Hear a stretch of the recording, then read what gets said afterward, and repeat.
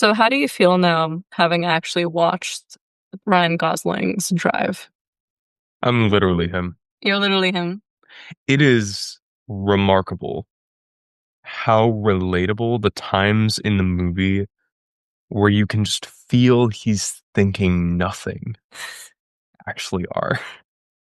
Because that's one of the troubles that I have understanding um you is when I'm like, hey, what are you thinking about? And you say nothing. And I assume that there must be something that you're thinking about and you have to explain to me, no, I'm literally just driving. Yeah, Because like throughout the movie, we finally watched it and I was like, what is Ryan Gosling's character, the drive guy, thinking right now? And Kay would be like, he's not thinking about anything. He's just driving. he's looking out the window, seeing a sign and being like, But you like the movie. I did, And yes. and you are literally him. Yeah, And he is literally you. So do we have to get you the scorpion jacket now and enchant it with the fifth tentacle or what?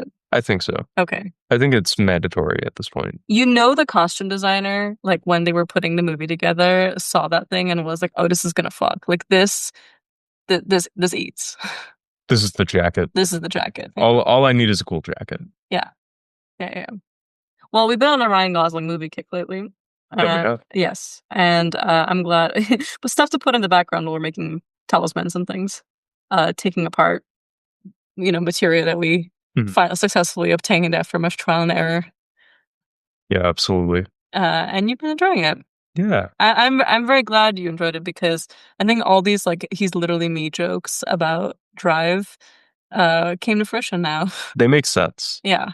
Before it's like, yeah, I could see how a character study film of a stoic and troubled, guy. He's down on his luck, very talented, but never quite gets his break.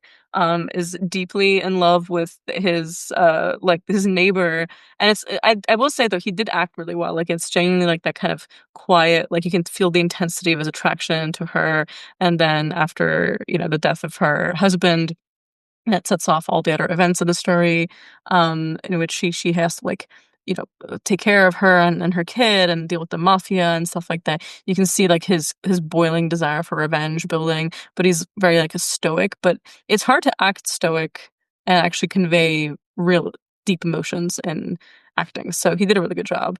But it also made me kind of laugh because of how unified this movie was. Because as you were watching it, you were like, "Wait, this soundtrack fucks," and I'm like, "Yeah, but Yeah. it's synthwave." Like, Yeah. yeah, Checks out all the, gunship mixes on YouTube of like night driving suddenly. it comes from that. Yeah. Like, that's where that comes from. Like your whole driving soundtrack. Actually, lately, your late night driving me around to get materia and to go clubbing and to do a bunch of stuff. Soundtrack has been Droid House. It is Droid House. It was Rally House for a while, but now it's Droid House, which is basically coined by the DJ LNRT, Yeah, especially with, the cigarette. which you're obsessed with. It's like more of a vocal stim at this point than anything. It's not our Koschei record today, but LNRT's a cigarette. The cigarette. Is that what it's called? Is it just cigarette? I think it's just the cigarette. Okay. Anyway, it's pretty good. As the track says itself, but it's been Key's obsession to the point that it's genuinely driving me a little bit crazy. But check out Droid House. Check out LNRT. LNRT. Check out Drive Guy. His official name. The driver.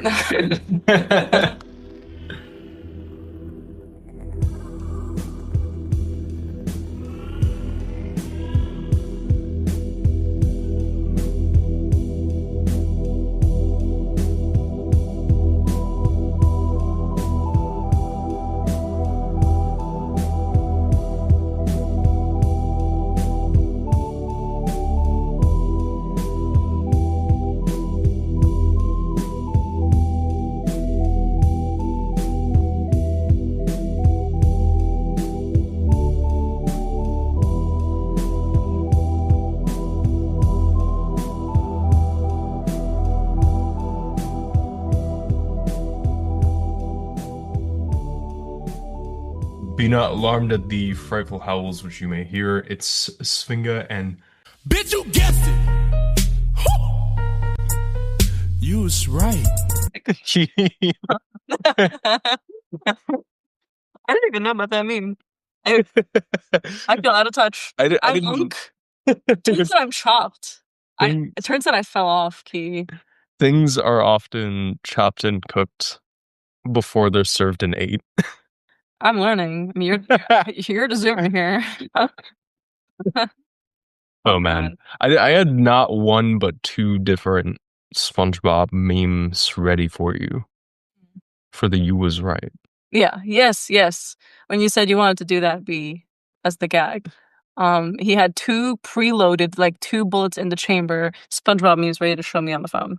It's just Russian roulette of SpongeBob at this point. Mm-hmm. And we did use scrying to figure out which SpongeBob themed blind box at the Korean skincare and blind box store. It sells those two things only.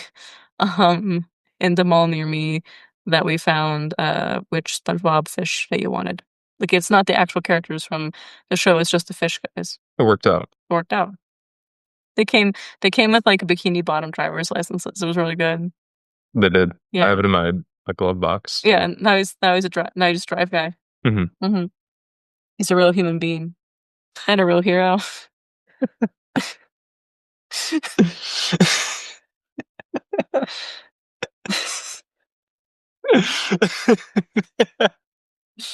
It's goofy.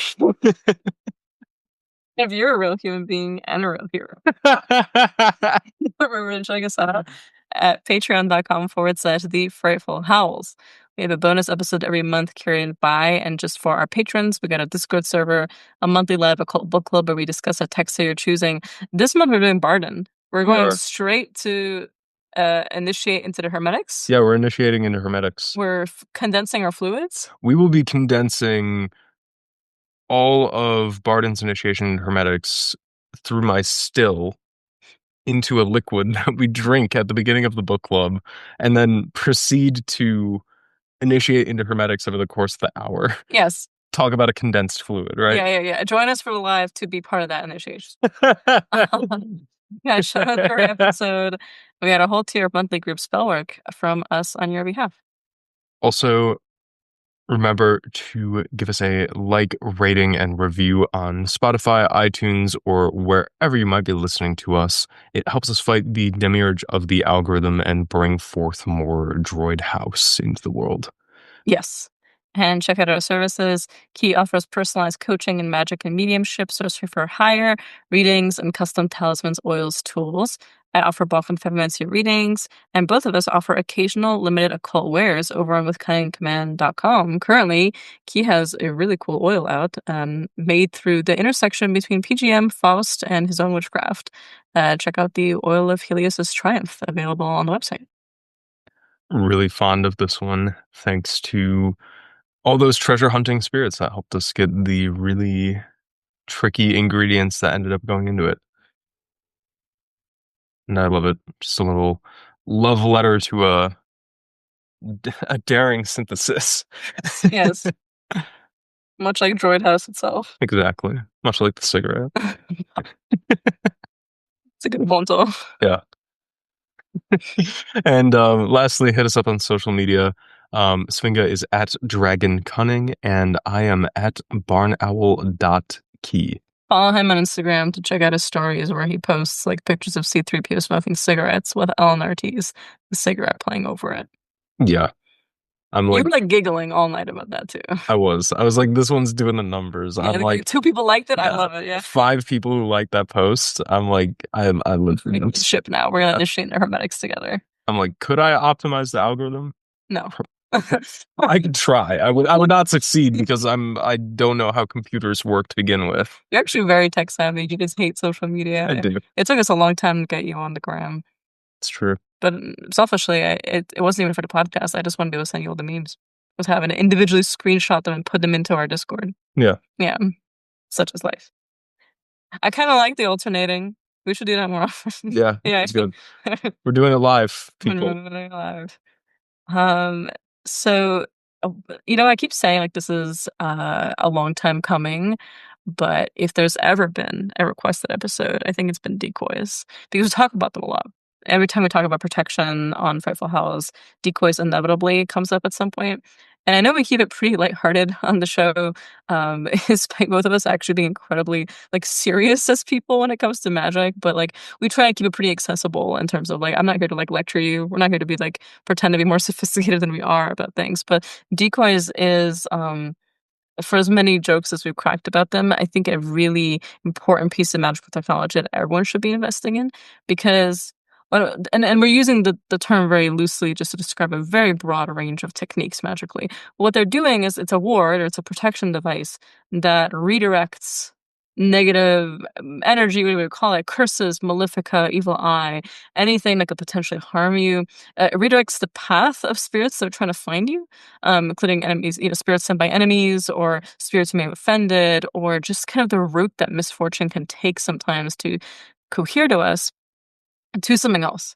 It will, and what happens to it when it reaches that other place is entirely up to the way that you program it, and entirely dependent on the nature of the spirits, how well they see through it, how much they get fooled by, and so on. But this is probably, if I'm thinking back and if my memory serves me right, this is probably like the first major thing that two of my main teachers, which in the Serbian folk magical traditions that I've trained in, really taught me. Mhm. Because they were like, look, if you want to, if we're doing spirit flight, if we're doing leaving your body and flying and going out to mountains and doing, all kinds of training with spirits, you gotta have a way to come back and to you, and you gotta have a place for other things to come back to if they try and find you, if they catch your scent and want to find you.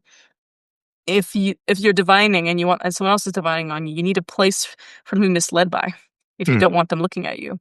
If for non purely defensive purposes, you might need other places to come back from. Like if you get harmed in the spirit world and you need to regenerate for I far be it for me to make a Harry Potter reference on this show, but it is Horcrux like in that way, A little bit, a yeah. little bit, right? Like where do you come back from?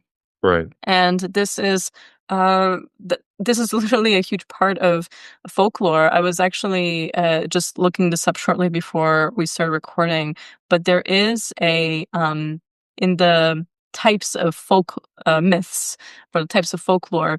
Type ATU 302, usually named after the Norwegian folk tale, the giant ogre who has no heart in his body, or ogre's heart in an egg, is a world folklore type tale where the villain, like the main evil being, hides his life force or his heart, metaphorically, or his soul in a separate body that's not his physical body. And this makes him immortal. So famously, Koschei the Deathless is probably one of the most like well-known adaptations of the story in which this necromancer cannot be killed because his life is in something else. Mhm. And for those interested in Balkan folklore and specifically interested in like maybe Serbian folk tales, one of our most famous versions of this is Bashchelik, in which his heart or his power is hidden in a series of animals.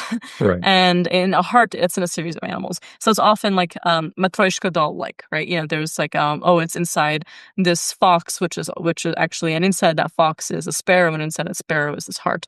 And actually, in one of our episodes, which was 41, the 6 fairy tales for sorcerers, we actually retold a version of one of the Tsarevich stories in which the life force of the Azhdaya is hidden in a completely other Azhdaya, Right. in which there's a series of animals inside of it as Yeah. well. The magical turducken. The turducken, yeah, it's the quail, what, in the chicken and the duck, or what?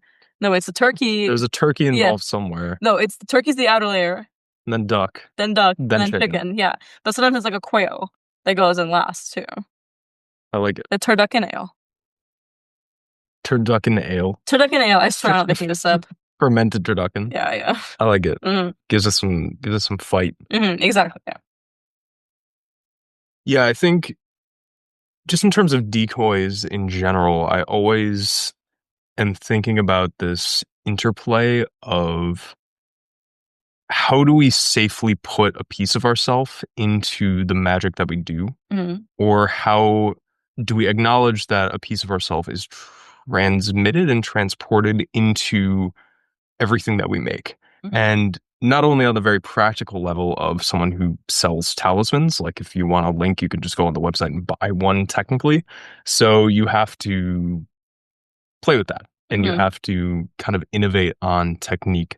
So a lot of these techniques um like the Zarovich story we were just talking about or various others we'll talk about are, as you said, Horcrux. Like there will be something of yours involved.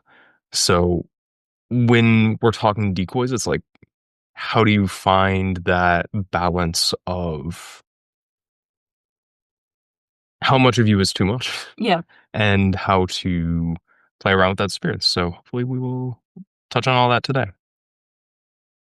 So we will touch on all of that today. Yes.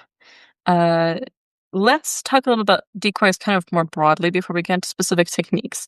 So, as you were saying, this is a technology in which a part of you, whatever you want to call it, is placed elsewhere.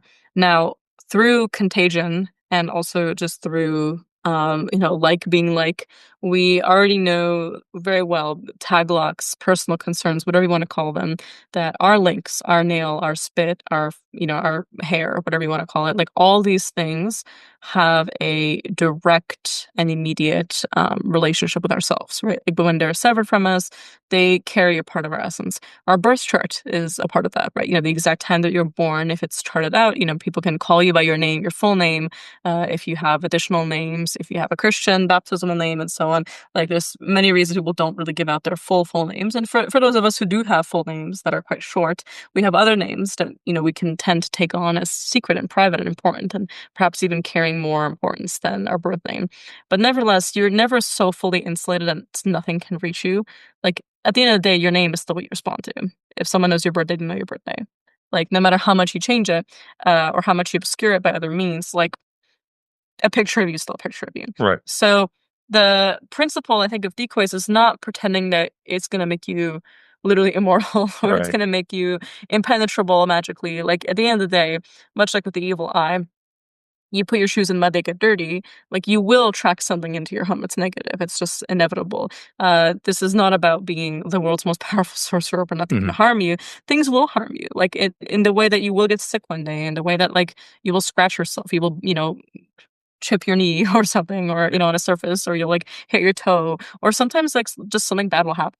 But Right. what decoys seek to do is kind of make a web in which some of those impacts are lessened Mhm. because they're spread out over a greater surface area. And similarly, there's just more places for it to go that isn't in the locus of magical energy and spirit activity that is your incarnated body, that is the version of you that is conscious and possessing your human form. Right. Like the well-made decoy network, and this is such a funny analogy, but like the double team move from like the classic Pokemon shows, where it's just there's too many places for it to land. Oh, I thought you were gonna go for substitute. That's true as well. What is the thing that's caused that in substitute? Is it like a It's like a stuffed animal. oh, it's a toy. Yeah, That's cute. I like that. this little guy. Okay. I saw it when you were playing Showdown the other day. And I was like, what is that? It's just the guy. It's just a cigarette. It's the homie. Yeah. But no, it's when you craft these, there is some fundamental essence within the decoy that all of these targeting techniques that we talk about in, troubleshooting your sorcery. Is your link good enough? Maybe you have a link, it just bounces off the decoy because the link is actually positive. The spell is going to a target you gave, but Mhm. that target happens to be something else. Yeah. Yeah, exactly. And creating that web, it can go both ways. Like I was Right. mentioning, like sometimes it can be just you need more places to come back to. You need more places to return from and re-arise from if you're doing a lot of spirit flight, involuntary or otherwise. You need places that are environmentally enclosed, or sometimes like you need it because you are seen a lot. If you're very visible, if you do a lot of public facing work, if you are somebody who is in the limelight a lot and receive a lot of attention, I always try and remind folks that evil eye is a concept, which we will have an episode on, I promise. There's a lot to cover, and I want to have a guest on for it that I think can articulate a lot of understandings of the evil eye far better than we can. Really, understanding is that it's not purely from jealousy. Right. It doesn't just mean like, oh, I have people who are jealous of me or who are unhappy with my success or something like that. It can come from admiration. It often does. It Right. can come from like, oh my God, you're so beautiful, you're so cute. Like you're like to the baby. It's like it's not all just jealousy of babies. That is a whole reason why so much anti-evil eye stuff has to do with protecting children and infants. We have a few friends that where the second they had a kid, like the evil eye Nazar pin went straight on the crib. Yep. And it was one of those things of because of admiration. It's because you're Yeah. so cute, it's so wonderful. Oh, look at how healthy, look at his cheeks.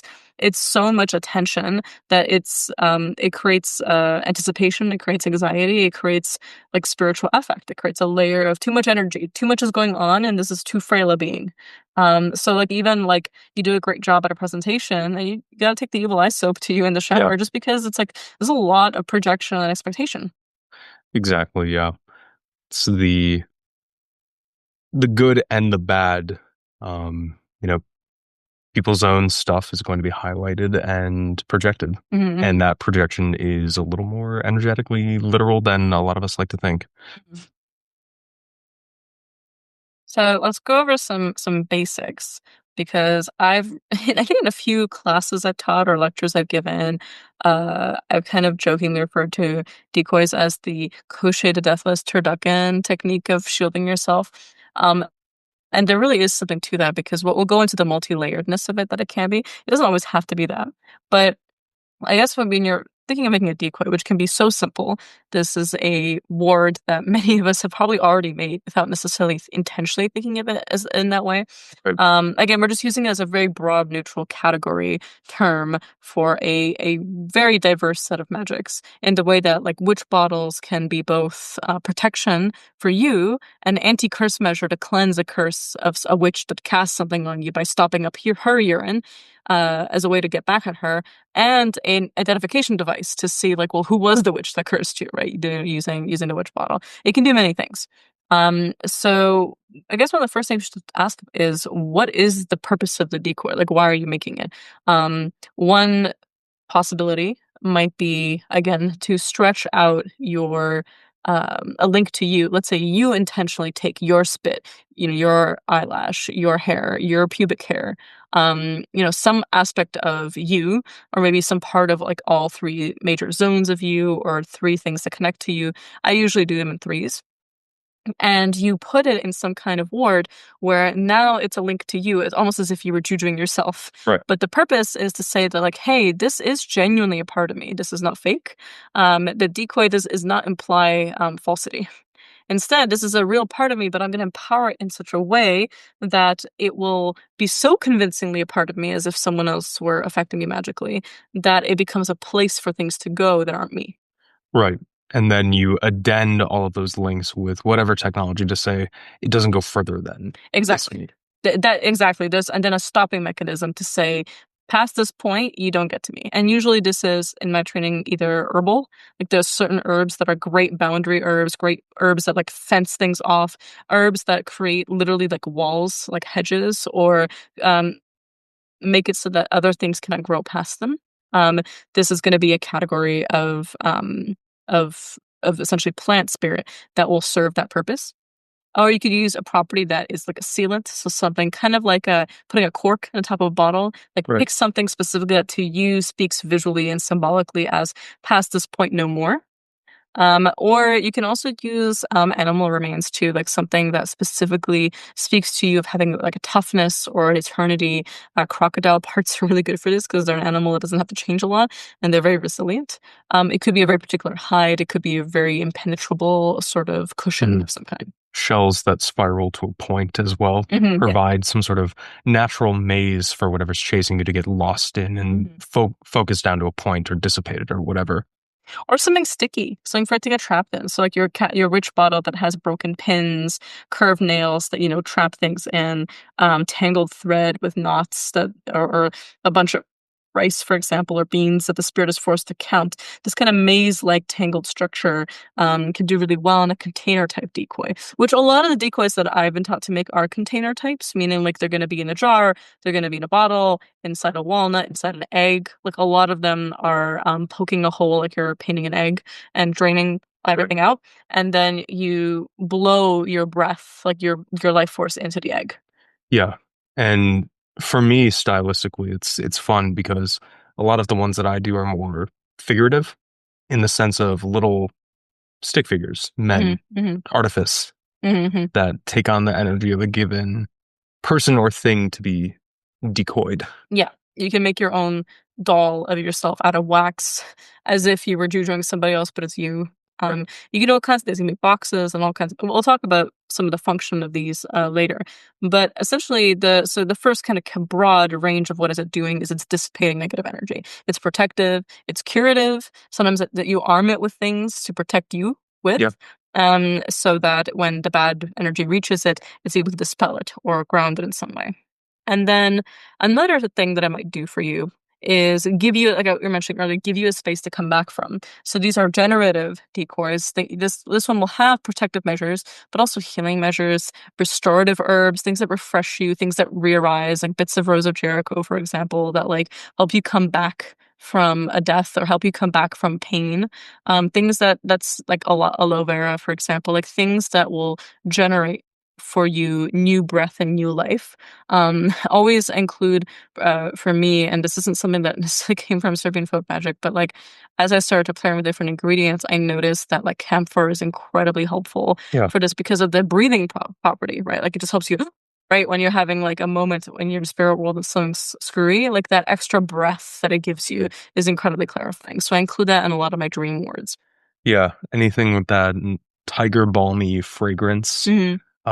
of like strong camphors, menthols, things like that will often find themselves somewhere on my decoys, if not in literal tiger balm form. Yeah, yeah. Just because that when you get hit really hard and you get winded, Hmm. you don't want that breath to be taken. Yeah. Yeah, yeah, absolutely. Another reason you might wanna have a decoy or, like, rather, what is it doing? Like, what is this particular decoy doing that others are not doing is, it might fight back. Yeah. So having one that is, programmed to fight, it might have an ally, it might have an alliance with a familiar spirit or a protector deity, some kind of spirit that in your core is ranked high as a major guardian or protector or warrior spirit. You might make this with them under their auspices. You might place it by them and be like, when something comes to here, fight it. Trap it. Yeah. You might ask it to trap it and keep it for you so you can analyze it later on, pick it apart, divine on it, see who was it, who was sent. Is it a spy? Is it just someone trying to like figure your shit out? Or is it like a spirit that you offended and now has come for retribution? Like, is it your fault? It's genuinely on you and you, but this is at least giving you a warning, that kind of stuff. Or another potential thing is to just fight it in general, to be like, no, I don't even care who it is, just make it go away. Yeah. It's like sometimes where you'll see animal material like brought in, Hmm. like thinking not to get ahead of myself, but think of examples where bones of dogs and cats and things like this, kind Hmm. of aggressive, riled up animals will be fully, empowered and installed alongside these um different decoys in the form of, fetishes that serve to give it an aggression, like including the jawbone of a dog to give it a bite. Hmm. Yeah, yeah, yeah. Essentially, it also can mean giving it animal parts as almost like additional familiars. Like I'm giving you black dog hair so you can summon black dogs to Yeah, protect me with. And this would be have to contract that under a spirit that is able to call in those kinds of beings. So right. they'd have to have their own innate ability to do that. But you give them little tools. And we talked a lot about giving your spirits tools on the Yeah, podcast, like arming them, giving them things to do. You made a beautiful Saint Expedite themed load that yeah, does just that. exactly. Yeah, there's always things that you can pull on. Hmm. And I think that hits a really important point of a lot of these decoys is like in a lot of these theories, they have to be empowered, Hmm. like the transference of some sort of breath or link or something, and then activated in some way. I'm kind of thinking of these examples from like Rosalind Hackett, like the African art scholar, who's like the item assemblage on its own is not the magical object, despite it having the links to the person in it. It is everything in composition empowered through some specific unifying voice or ritual or binding that then brings all these things together and makes it be like, okay, now this isn't just a hair of mine that something can steal.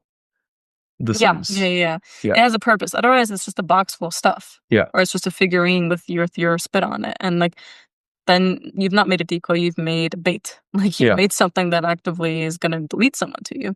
But if there has that intentional, purposeful, intelligent construction, mm, which can sometimes mean it's not that you came up with this brilliant idea. It could just mean that your spirits gave you a recipe list and divination approved it. And then when you put it together, the spirit won't even explain to you why it goes together well. In fact, if you ask them, like, why is this the construction? Like, why this herb? They shouldn't tell you because yeah, you knowing the recipe is now a link to you. Right? yeah, It's also dissipates the power of the fetish in some ways because now something could like smell the knowledge in you and use it to unlock and deactivate the decoy. yeah, Whereas like if you don't know, that's another protection. Actually, your lack of knowledge of its intimate construction, maybe you even like are in such a trance that you actually don't remember putting it together when you did make it together. So one of the reasons why when you receive a charm, this is something that like our godfather Jesse Hadley Diaz talks about a lot. Like in many traditional forms of magic, especially African derived ones, like, you never learn what's inside a charm because you're not supposed to. Like it's the what is in the charm is something even the maker will not necessarily know at that point because it's a contract between the spirit and the charm, and the spirit that powers it is the only one whose business it is to know what's inside, or to know why certain things are inside of it. That maybe like when it asked for that one powder, it didn't need the whole powder; it needed 5 ingredients out of the 100 that are in it, and it knows how to pull on those 5 things in there, how to activate those things. And the less you know about it in some ways, the better, so that it can protect you efficiently. But as you were saying, really, these are unified for a purpose. So making them is to make sure that they're actually effective, yeah, plays on both the spirit empowering it as well as your own technique as to if you're the one constructing it, if you're the one designing it, yeah, you should then know. What would actually come together well. You should make sure the herbs inside of it do not contradict each other, do not fight each other. You should make sure that they're actually allied towards that same end. totally, yeah. In in that composition, like to the point of arming these decoys, if they are to fight or fight conditionally, having that cunning to actually arm them effectively. It's like when you're carrying a gun and you're walking into a place, that is a very different vibe than if you walk into that place not carrying a gun. Give us another American example since you're American. Tell me more about open carrying in Walmart. I'm sorry. We can cut that out. That's No, you like it? Okay, I won't keep it. You can't even say anything. or it's do you put a guard dog in front of your comic book store, or do you put a guard dog in front of your Faustian treasure hoard? You know, I like how that metaphor, despite you being such a Faustian magician, was harder to come by than the gun one. America, Miracle. look, yeah, Thank you, thank you. M16 with an eagle. Oh, hell yes. And one of the benefits of being able to play around with it in this way is that you can doctor it. As we mentioned, you can do some that fight back, you can do some that heal you, and so on. Mhm. Uh, Illusions are one. Scrambling divination is a major one that a couple of my mentors really always emphasize to me, which is projecting illusions so that you aren't divided on accurately. This can be as simple as the kind of powerful aura of like don't screw with me, like kind Mhm. of like don't mess with me type energy, or it could be the exact opposite. It can be like the you've already won, like I'm actually miserable, my life is falling apart, everything is going very very wrong, and I'm in complete tatters by your curse, powerful mage, you've completely bested me, and all my spirits have abandoned me and no longer respect me, like that kind of extreme kind of like uh this really only is for if you have like real hardcore loser like guy cursing you Uh, 24/7 because he's what I don't even if you're being beef with if you're being beef with by by haters, an incredible like someone from the X board on 4chan.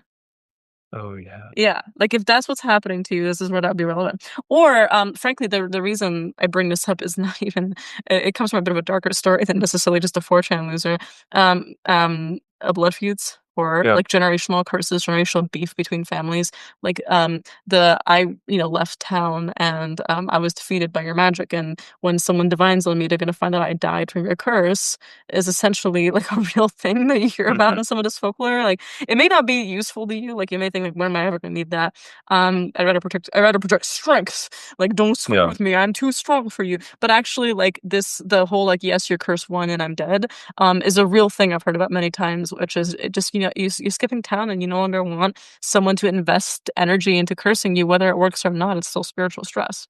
Yeah, it's like the man who sleeps with the ward that hides you from a blood feud is A fool a, yeah, yeah, a no fool. nights. Yeah. Yeah. Not every night but one. He's a fool 0 nights of the time.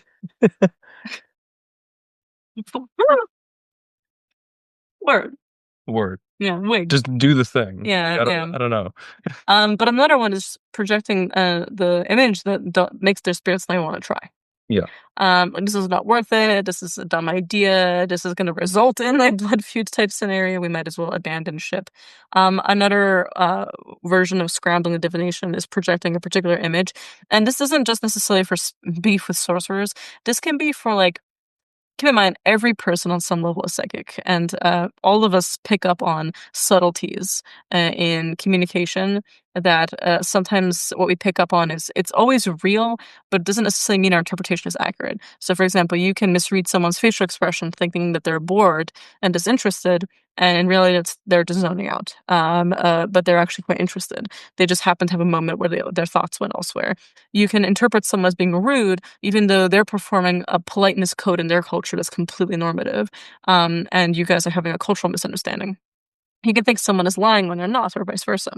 So it's not to say that these what we pick up on is we understand correctly, but generally we do pick up on a lot of information. Like we Right. assume lots of things based on body language, based on facial characteristics, based on dress.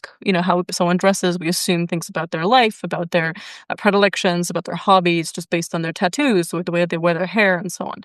So in that way, there's a lot of psychic information that you give out on a spiritual level as well that people can just pick up on without necessarily being like a trained psychic. Like it's part of actually normal human communication in some ways involves a lot of this, including like, is this person sick? Are they healthy? Like, how are they feeling today? Did they eat? And a lot of this is totally unconscious and happens Mhm. automatically. So sometimes you might want to, like a glamour, project a very particular kind of power or a particular kind of relationship to power, or just a status when you're being divined on. So glamours are perhaps what you would wear in the day to day when someone is scrying you in that moment. But if someone is divining on you from a distance, or is, let's say, the ultimate divination, which is a recruiter is deciding who to hire, right? Not necessarily a magical divination, but in some ways a divination I've done nonetheless. this. Yeah, yeah. It's like, okay, which of these candidates do we call back for the Yeah. interview? Job magic is going to want to glamour you in such a way where they look at you and you're the shiniest person there. They feel like they could really make a lot more money if they get you on the team. They feel like you're the ideal candidate. It has to be you. Um, you can have a decoy that does that passively for other spirits divining on you. I don't necessarily just mean this is about other magicians trying to scry you and seeing like, who are they? Are they legit? Do they really have the traditions and initiations they claim to have? Like, that's not really what that is.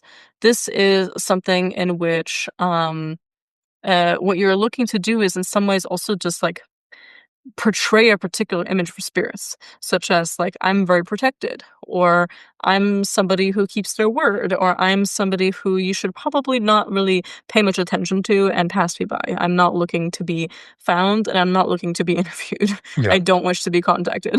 Projecting, I'm in my own lane. Yeah, yeah, yeah, exactly. So sometimes for certain kinds of periods of your life, you might need that. Yeah. If you're going on a retreat, if you're going to go into some kind of spiritual isolation, into an ascetic practice, sometimes you'd like that just to be left a little bit more alone because of a period in your life that you're going through. It may be relevant. Yeah, it's one of those things too of like what you are transmitting both to spirits and people as you are doing your own thing is kind of an important part of this work Mhm. because that also informs how you make these things. Mhm. Like if you have that self-knowledge of how to construct an image that's a convincing version of you, then that is going to be a lot more effective to begin with. Mhm. Yeah, totally. And some decoys are gonna do all this and more. Sometimes you might make a jack of all trades decoy that's just meant to essentially funnel away negative energy, negative perceptions, and negative biases away to a different target. Um, of course, there's another part of magic that is a little nastier. Nasty. That has to do with setting this to somebody else, this kind of scapegoat, if you will, not the decoy. Where it's just like, it's not mine hands that did this, but it's this other person, actually. It's like the way that you rile up the spirit to be you offended or that you screwed up with is to wash your hands of it and send it on somebody else. I don't necessarily condone this kind of magic. I think it's pretty nasty. But I do think it's worth noting that the point of the decoy is to diffuse, is to disarm, not necessarily to deflect onto another target. If you want to make it that way, more power to you and go for it. But it better be for a good reason Mhm. because you can only do it so many times without some spirits will catch on. These are not impenetrable. These are not all powerful. Like the right spirit with the right level of cunning and power and also just the right vantage point will see what you're doing. So when it comes to decoys or properly armed ones, you might want to make more than one. You might want to make several, or you might want to layer a lot of them in the Koschei the Deathless style. But note that in that style of folk tale, the villain is defeated because someone finds it, and they only got the one. So maybe Yeah. Koschei just should have had, much like Plotinus, the two. Very true. I'm glad you spoke this. Just Yeah. announces the two. It is that's a very, very ridiculous set of references. I'm also of the mind, and I might be decoys Georg over here, Uh-huh. where I'm of the find a way with a spirit of yours to make them very simply, and then make several hundred of them. Okay, yes, I do appreciate that. I also think having the right material obviously helps. You can make it out of simple material and just leave them everywhere. Or you could have some like really potent materia like mm, uh let's say stones from the a very particular church or a very particular wall that was never penetrated or that was like incredibly like a fortress that was never overtaken or a part of the world, let's say, or a tree that's never been felled, like something very very powerful and enduring is a good one.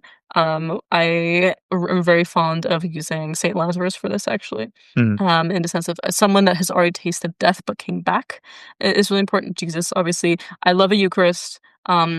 For always and forever, Eucharists go into these. I think very notably because of that potential to kind of come back and to be eternal. But things of eternity, things that have never been seen before, like a stone that no one's ever seen. You dig a long time and like do a divination, be like, have human eyes befell this rock and this little pebble. And if the answer is no, then you put that in there and make sure no one else sees it other than you. And be like, only I can see you. You're invisible to the rest of the world, and you bathe it in an eyelash as well as your tears. Mhm. You can put eggs inside of eggs. You can put animals inside of animals, hearts inside of hearts, right? You know, like Yeah. a dove heart inside of let's say, like a chicken heart that goes inside of a pig heart that goes inside of a boar heart. Oh, sorry, inside of like a cow heart. You can do all kinds of things. Stitch it all together, roast it all down. I like it. Mhm. There's many things that you can do, but each layer should be conjured. And the way that I was taught specifically, one thing that I can share from the sort of biennial tradition is you want it to match the kind of discovery narrative of how world charms even work to track something down. So you might want to baptize the innermost one as you. The next layer can be your home. The next, and you would rub into that heart or into that part of the vessel, into that chamber, let's say, for the Koschei the Deathless style art. Something from your home, like the dirt from the four corners, for example, or like soot from the chimney, or something from each floor of the house. If you have three floors, for example, some from the basement, some from the main floor, some from the highest floor. If there is an attic, you have to add something from the attic. That could be the dream realm. That could be where you float to in your sleep.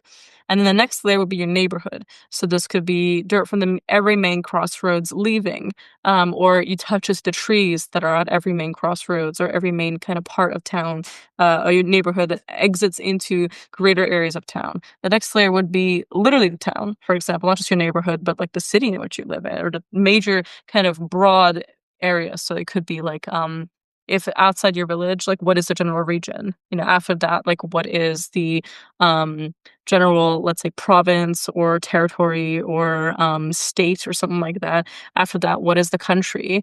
What is the continent? And for some people, it goes even more beyond that. Something at the end is the planet. I've, in one case that I saw. And the idea being that when someone is conjuring, you can be like, if they say, let this curse, for example, find, him, name of name, born this day, and may it find him, let's say, whether in this place or that place. And if when it, in that place or this place, you name all these different places. Um, and then, of course, it ends up finding, like, from the road into his porch, from the porch and through his door, from the door onto his carpet, from the carpet onto his sofa, from the sofa onto his desk, from the desk onto his plate, from the plate into his spoon, from the spoon into his mouth, and from his mouth into his stomach, where the curse will lie and and take root and rot him and destroy him. And, to show, I mean, you list all the symptoms, you're basically reversing them. You're covering your tracks. You might include literally things that could bind you to it: footstep dirt, your own saliva, your own pubic hair, your genital fluid, your tears, your eyelash, like, and nails, and so on and so forth, especially the nail of your ring finger on your left hand connected to the heart. If you're married and you're Orthodox, also the ring finger of the right hand, and all these other kinds of things. And you're rubbing it on your body to get sweat in there, and you're basically saying, like, here's me. This is the innermost layer, and you do the same thing to each, like, successive layer that you're naming after these different things. You don't have to necessarily do one for, like, your carpet, your plate, your spoon, and so on. Like, those are more oral charming conventions, but you do want something that, like, basically, when the spirit comes to find you, when negativity comes to find you, like a missile that knows where it is because it knows where it is not. Mhm. This is where you go through that list so that it actually keeps you safe. Yeah, I really love that tech, and a lot of the way that I kind of workshop these ideas with my own spirits and with other people is like just observe how they do things too. Like if I send a spirit of mine that I know is good for reconnaissance, right? Like if I need them to go into a location where maybe they're not supposed to be, figure something out, bring it back to me in divination, watch how they leave my house, watch how they enter into another house of like a neutral party, ensure that all those ankles are covered, Mhm. and see how they work backwards. It's this echoing of like the magic is an entity, and like the spirit is like a discrete entity existing in space. So how do we deal with the challenges of existing in space? Yeah. Yeah, absolutely. And you might have things for, let's say, innocence, Yeah. like, literal baby's breath as opposed to an actual baby's breath, like the herb, right? You might wanna have, a robin's egg. You might want to have a like child's tear, for example. You might want to have like white linen cloth that was baptized or that was like, in water at a church or something like that, or something that represents innocence, for forgiveness or for absolution, like literally to clean the decoy so that things don't come back to it. You might want to choose the vessel very carefully to represent something. It could be eggs, it could be dolls, it could be many kinds of things. It could be some kind of container. You might also want to have a nest, like a bird's nest that ends up being the container that you hide things into. Maybe all of the ingredients need to be powdered. Maybe none of them have to be. But it depends entirely on what really you're doing. And another thing too with that kind of reversal of oral charming, what you really want to do when it comes to making these is make sure that nothing is superfluous. And everything needs to have a kind of logic, even if the logic is known only to you. It doesn't have to be something where someone else will understand it. It has to be something that you, at the very least, and the spirits that are powering it understand it. And sometimes even the fewer people that understand, the better. Um, if it's a decoy for your place of business, it could be your business card. It could be um, your selfie or your professional photograph that you use as your author photo or your presenter photo for all of your stuff. Juju in a mirror box, so it's facing a mirror, creating an infinite recursive loop, essentially, Mm. in which, projections upon it are cleansed via that mechanism. Or that just becomes a basic, like, level 1 anti-scrying ward. Like, you can look, I'm not gonna look that suspicious. Like, you can look, you can see, you can get information about me, but only up until this point. You can't see other spirits. Like, there's the ones that you name publicly, sure, but the ones that you don't name publicly, let them never be noticed. Mhm. Um, so everything should be intentional and purposeful, and really every culture will have its own version of the decoy, and won't necessarily call it that, but we'll have ones that are intelligent, ones that are literally servitors. We did the Hexorian episode recently. We went back to Yeah, the chaos magic roots. So many sigils and servitors are literally kind of like decoys, essentially. pretty much, yeah. Like hyper sigils for protection, basically act in this way. Mhm. Especially ones that begin to display their own sort of intelligence Hmm. in this way, or ones where I've seen this instruction around a lot where it's like, carry this talisman on you that it can like encode to your energy. Yeah, That's kind of what's going on here. yeah, yeah. It's acknowledging the inherent contagion of the hairs and skin cells that we're shedding and their magical equivalents every day. Yeah, like, you're literally shedding your skin constantly, Yeah. so you might as well do something magical when it's intentional. And we're gonna get into this a bit later, but, like, where you put it, actually, let's get into it now. And where you leave it is important, right? Like, do you bury it? Like, is it gonna be like a witch bottle in your hearth, or is it gonna be something that you put somewhere else? Like, do you leave it at a beach and you make a lot of offerings to the beach spirits every month, and you tell them, as the tides rise and fall, refresh its protection, like make it so that it's endless. If you're nasty, you can do that with curses. Frankly, you can be like, yeah, just keep refreshing this curse every time they get an exorcism, or they get someone to remove it off of them, or they get like a cleansing, like just put it back on them using the beach. But to maintain that power, you're gonna have to give offerings, and you're gonna have to do your own libations. You can leave it in the very deep roots of a tree that's such a vast root network that actually protects things by going underground. You can ask the chthonic spirits that live near that tree to be like, hey, put this down there and protect it. Use your roots to keep it safe, and I'll come back once a month and give you a bottle of wine, or give you like like cream and butter and a wheel of cheese and some bread, and thank you. Or like burn, let's say, this many incense sticks near you.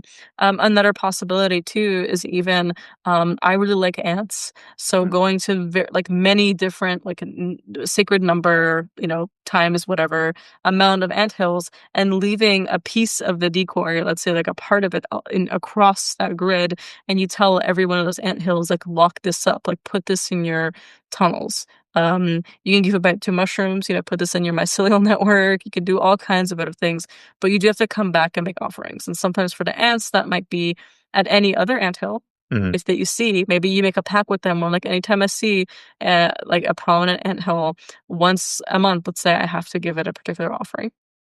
It could be many kinds of things, but it is good to keep that in mind.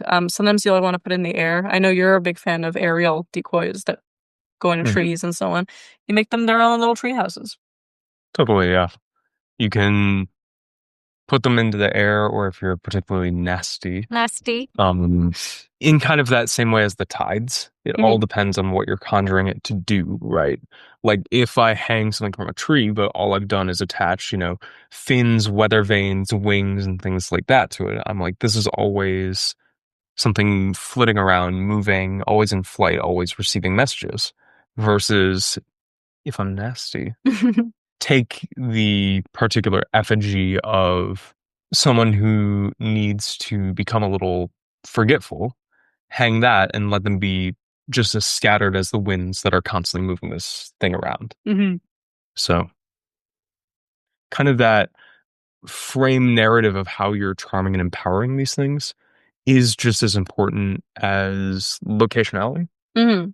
I agree. And that way too, what spirits are affecting it. Like for an aerial charm, I would absolutely do, let's say, seven, let's say threads or ribbons with seven winds knotted on each.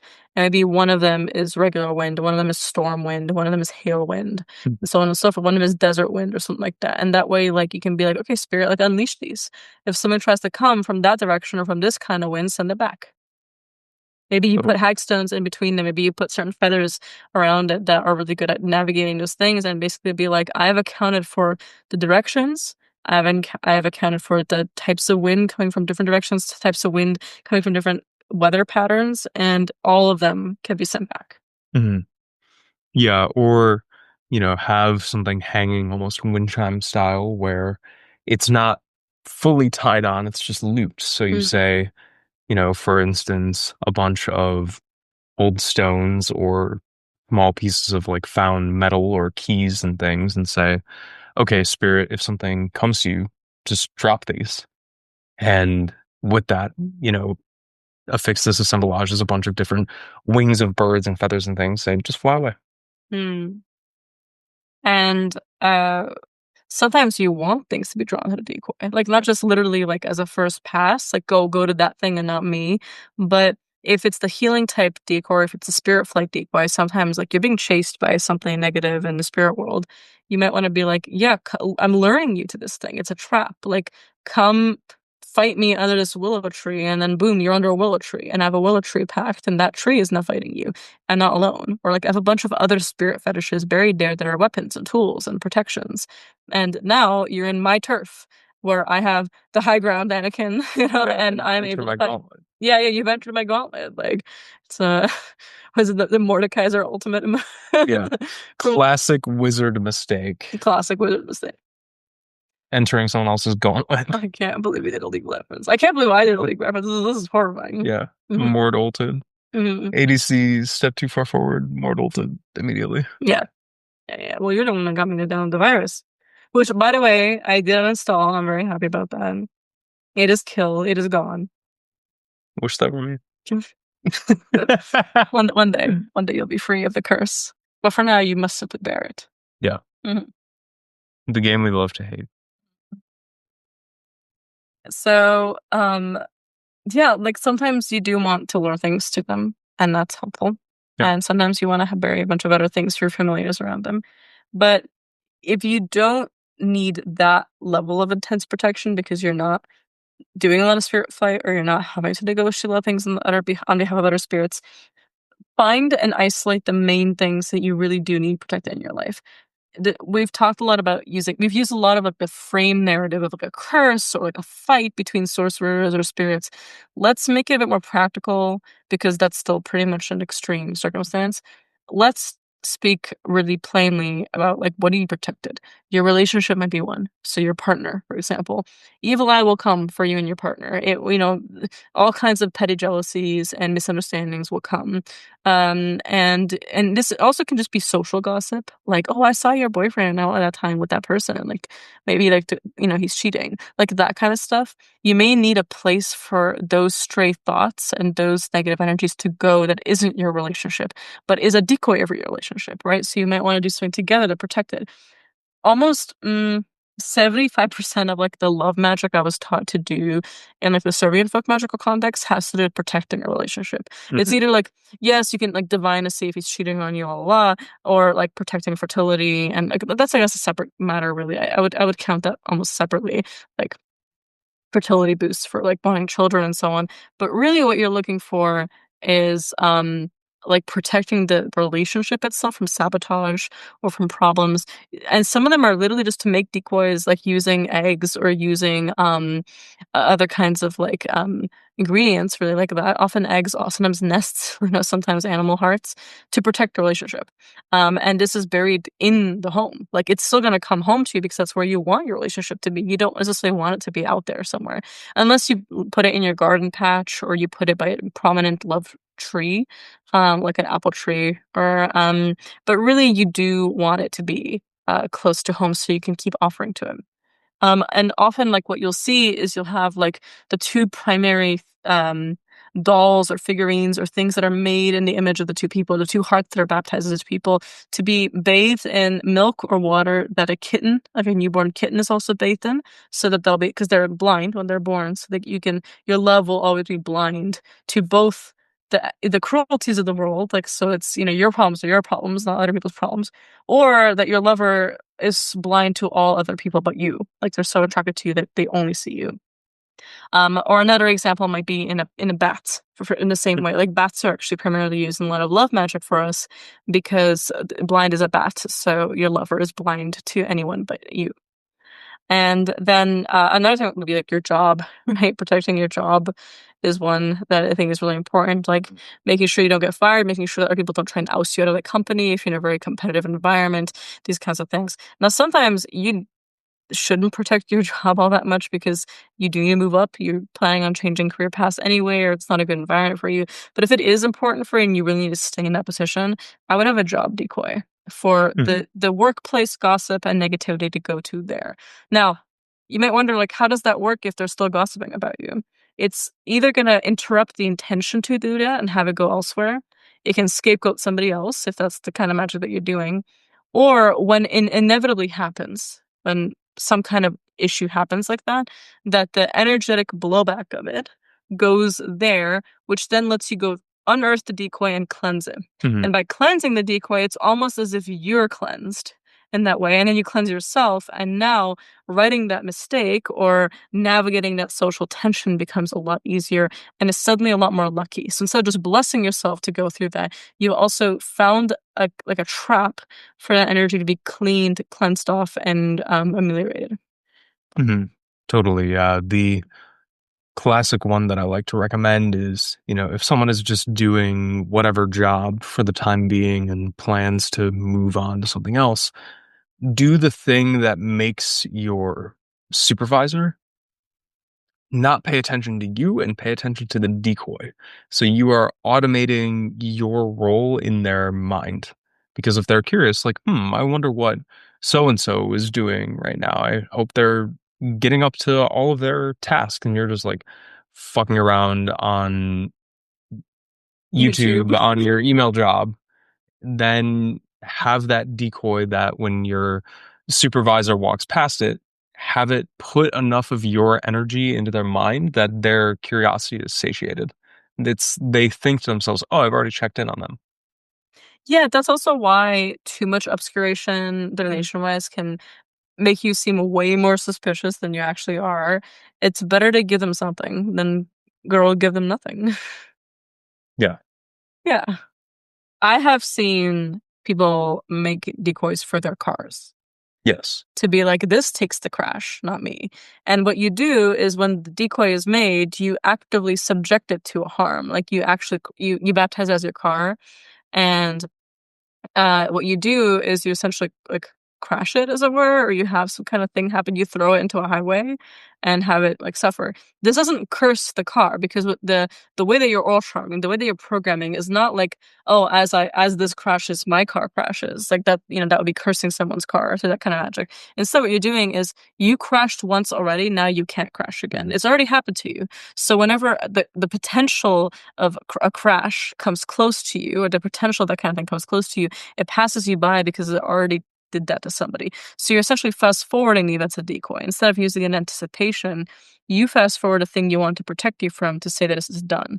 That way, a lot of Serbian charms for protecting your home against lightning or fire have to do with basically saying, see, this thing already hit my house once. So it's already tasted the bite of lightning once. Now it can't be bitten again. So I mentioned this a few times, but like nettle as an herb has a sting. So if you put it in your rafters or in your roof, you're saying, look, lightning doesn't strike the nettles. So you're saying, like, we don't, if Perun is already struck you, like the nettles have already in your house, then you can't get struck again. Like, lightning's not going to strike twice.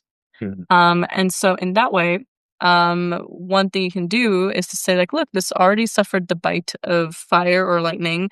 I already hurt myself once by touching this flame. I already hurt my house once by extinguishing a candle into one of the rocks of my bricks of my house. It can't happen again. All right. So the next time this candle's tempted to tip over and cause a fire, it won't. So the same thing can be done for a car, for example. Totally, yeah. Like one of the classics of scratch the new car at a inconspicuous location so that it's like you already got fucked up once. Oh yeah, you mentioned that in Yeah. the real Ryan Gosling episode, the driving one. Yes. The what was it? It was the Magics of the Road or something like that that Yeah. he did. Yeah, I remember that. That was cool because it was one of those. I remember you mentioning that, and I was like, damn, like the magic did be magic everywhere. Pretty much, yeah. hmm Everything is gonna have its equivalent of light a candle and put the oil on it. Yeah. Yeah, absolutely. Earlier today, we actually were hanging out with one of our friends who's Thai, and we were talking about different amulets and different styles of amulets, and Hun Payeon came up, right? Yeah. So this is the robot ghost, the servitor, and it's interesting because it's a spirit amulet that's both protective of the agriculture of Thai, literally geography, but it also is a doll that performs various arts depending on what it holds, brings good fortunes to wearer, and averts ill fortune by giving it a place to go. So Yeah. it's a little robot man that also fights off misfortune for you by taking it. It's the golem. It's the golem, yeah. And sometimes they're called spirit dummies, like Yeah. literally like a crash test dummy, which a crash tests are, in that way, a decoy in some ways, a decoy for the misfortune that the car person and the driver endures Yeah. in testing the car. But you're creating one that's a more broader speaking. So like you can actually buy these. You can like you can buy decoys. You can commission someone. You can commission Key to make you one Yeah, or to give you a commission. list. Yeah, you can hire him and he'll make divine a whole list for you.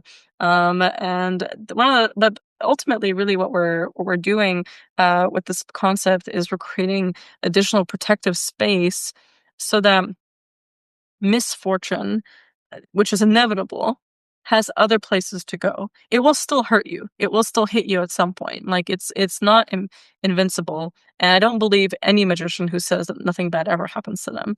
But you will have more tools to address it with, and it will at least give you places you can trap. So you can create like those tangled threads and things of nature, Spanish moss, like things or even just like literally sticky items inside of it to then observe, to scry, to like check and be like, what got caught in this ward? Plant worms are like that, right? You're like, oh, my plants are dying, but I don't, I have a green thumb. Like, what's going on? They're catching something for me. Mhm. It was really funny. I uh, recently bought a plant that's really good for averting the eye and really good for protecting you from all kinds of stuff. And it was very healthy. And as soon as I brought it home, it started to go. And it's back now. It's doing its thing, but it's only after I did a major protective ritual just Mhm. to cleanse myself. And I took a cleansing bath, and I was like, oh, that's what it was. I was a little just muddy. Like Mhm. my words are fine, my protections are fine, my spirits are fine, but I was a little muddy because I've been out a lot and doing a lot of stuff. Mhm. And it's the don't it's it's never like, oh, it's a failure, it's like, oh, it just stuff will happen, but give it more surface area upon which to spread and the tension will be lessened. Totally, yeah. The surface area is the plant. Yeah. And also don't tell people necessarily about all of your decoys. Like we're speaking around a subject a little bit to avoid going into extreme specifics about some of the ones that we have, but like one, you can always make more. Um, but two, like the secrecy is part of it. It's the power of the Sphinx and silence. You can talk shop with people, you can brainstorm things, but always make sure that the majority of things inside yours are not spoken about. Mhm. Um, Sometimes your spirits will literally help you forget what you put into them as well, just to Mhm. kind of give that additional protection. Uh, but one thing for the Astro girls of the chat that might be worth noting is astrological decoys, because there's quite a few traditions that have you create like containers for your birth chart Yeah. essentially that will offload bad karma or whatever you want to call it, bad fate directly into it. um you're the one who turned me on to the idea of the fake birth chart though. Yeah, have a in addition to your own chart to the degree that you according to that, have a fake birth chart memorized Why? because if someone is like, "What's your chart?" and you're in a room full of other magicians who love to be like, "Here's my chart, interpret it." Okay, that is next level OPSEC that I don't think necessarily people run into in the same way. Although I do hear you, people do be nosy about charts. Hmm. I think what I like about the idea of the fake chart is not necessarily memorizing like a fake birthday, just for the sake of conversation, but literally consecrating a second Yep. birth chart to be like, I'm undergoing a pretty heavy baptism ritual. Um, I'm gonna literally elect it. That's on a really strong day. Create a talisman out of that. Hmm. Not just the election plus the ritual that I'm performing. So, election plus, and then include that in a decoy to be like, actually, astrological omens got to fight this thing first. Hmm. Because that's how I've seen a few different Thai sorcerers do it, Yeah. where essentially they're like, this, I'm going to take your actual birth chart, I'm going to remedy it through a correction to find like the ideal moment as a talisman that will help you, and then make that the decoy that will Hmm. absorb other kinds of ill fate. So it doesn't give you a new birthday, but what it does is it creates a container that averts a lot of the negative fortune of the original birthday and gives it a place to go that is not you because now it's married to you. Like that new time talisman day. This is really how astrological image magic Yeah. works anyway. So this isn't necessarily new information, but I like the spin on it that makes it very intentionally like a astro decoy. Hmm. Go into the village, get renamed. Okay, yes, getting renamed Vuk is a thing for us. Also a decoy. Yeah, if you're worried about the wolves, if you're worried about things that are scary, wolves are scary too. Rename your son Vuk, or Vukasin, or Vuksin, or Vukasin, Vukoslav, Vukomir, many of the Vuk names, and see what happens. Works out. It all works out. A Uh, really good documentary of the very confused guy. But actually, it was funny. I was just watching like a random Serbian YouTube video, and it was about video games, I think. And the guy randomly goes, "Oh, and by the way, like my parents, I used to have nightmares about Roga when I was, it's kind of like Arma Yaga, but she's got a horn. She's grandmother horn. And so my parents, who were worried that I was getting cursed, had me rename. We're gonna rename me Vuk so that my name would be scary, right? Like it Hmm. would scare off the spirits." But also because in a lot of the traditional villages where Vuk is such a prized name, you don't actually utter it out loud because it does summon wolves. So you shouldn't say it. You would call the wolves like he, or the one from above, or the hairy one, the fearsome one. Hmm. And Ona is Gore, literally the one from high up or above in the mountains.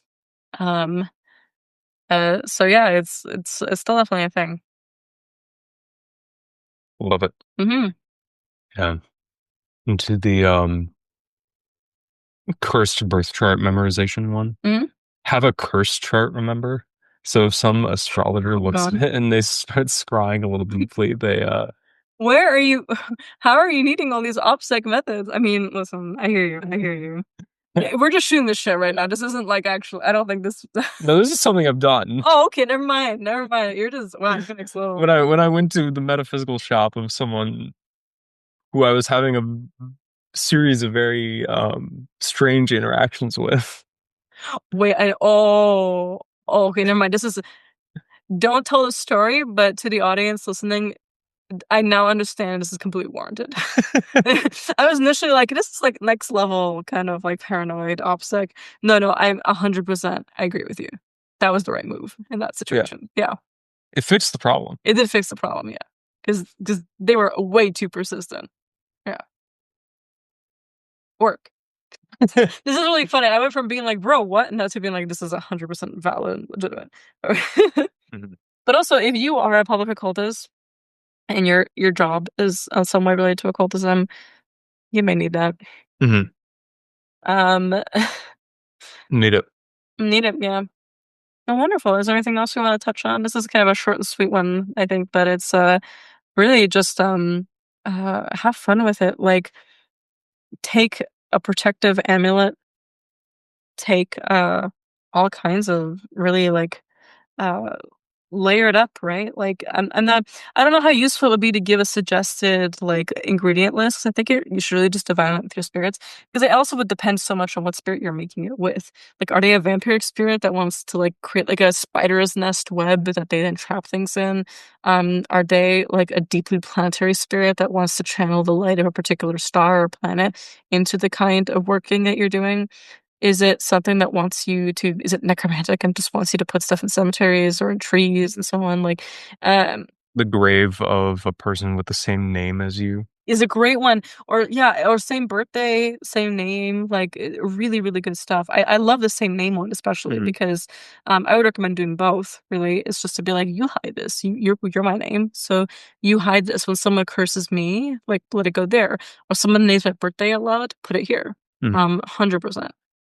Yeah, they want me dead, here I am. Yeah, literally. Yeah, like, whoopsie, soil from like a fresh grave and be like, oh, I put my, and it's the thing is like, it kind of looks a little bit like you're cursing yourself, like on the outside, but when you know what you're doing and you're working with your spirits, you're basically saying like, oh, here, like lie here so that when somebody tries to fight me, it is buried along with me, that part of it is here.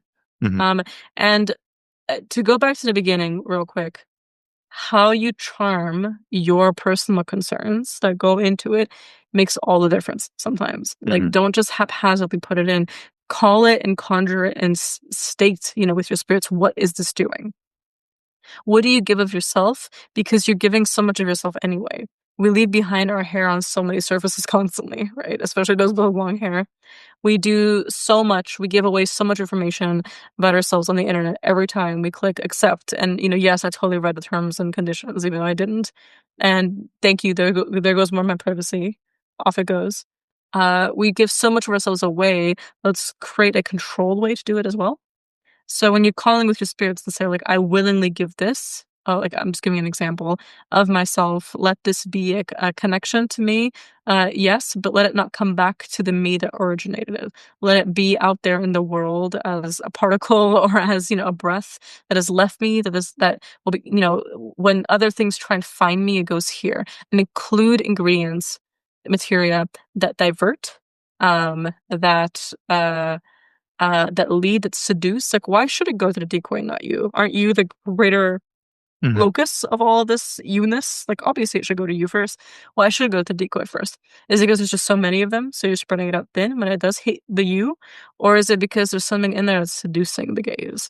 So, including eyes that look back, including shiny things that tempt, including alluring plants or like alluring particular aspects of materia, grave dirt from things that, can do that kind of work for you. mirrors. Mirrors, yes, bells, like church bells or like major watchtowers that command attention. I always like to include the tallest building near me Mhm, because of like this will catch attention from the horizon line.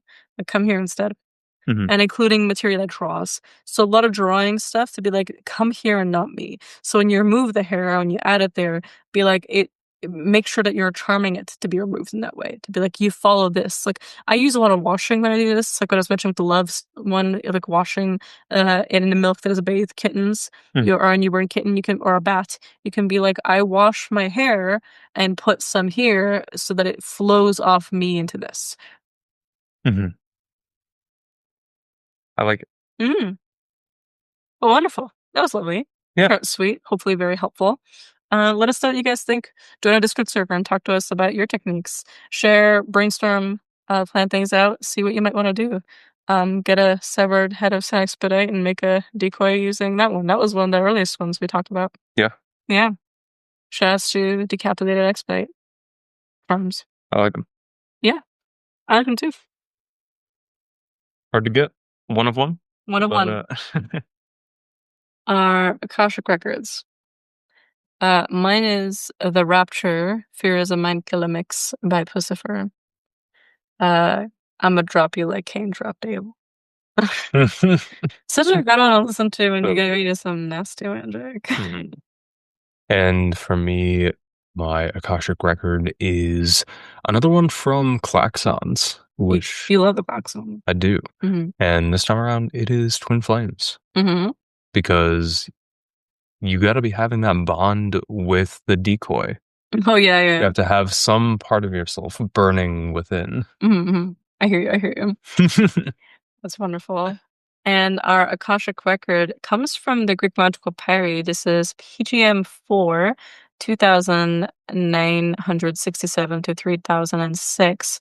And it's specifically the invocation for picking herbs. But we chose it because it actually kind of goes through a bit of a good charm for a decoy, even to empower it and to say, what you are, what you aren't, and how strong you are. It does, yeah. So adapt this as you will Yes, and indeed. see how strapped up you want some of your decoys to be. Indeed. All right, hit us. You were sown by Kronos, you were conceived by Hera, you were maintained by Ammon, you were given birth by Isis, you were nourished by Zeus, the god of rain, and you were given growth by Helios and dew. You are the dew of all the gods. You are the heart of Hermes. You are the seed of the primordial gods. You are the eye of Helios. You are the light of Selene. You are the zeal of Osiris. You are the beauty and glory of Uranus. You are the soul of Osiris's diamond, which revels in every place. You are the spirit of Ammon. As you have exalted Osiris, so exalt yourself and rise, just as Helios rises each day. Your size is equal to the zenith of Helios, your roots come from the depths, but your powers are in the heart of Hermes. Your fibers are the bones of Memphis, and your flowers are the eyes of Horus. Your seed is Pan's seed. I am washing you in resin, as I have also washed the gods, even as I do this for my own health. You will also be cleaned by prayer and give us power as Ares and Athena do. I am Hermes. I am acquiring you with good fortune and good daimon, both at a propitious hour and on a propitious day that is effective for all things.